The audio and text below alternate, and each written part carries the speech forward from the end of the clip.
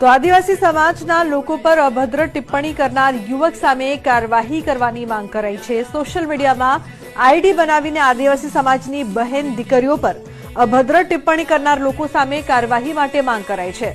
Mister વનરાજ ઠાકોર 305 નામની ID પર યુવક વિડીયો બનાવીને આદિવાસી સમાજ પર અભદ્ર ટિપ્પણી કરતો હતો।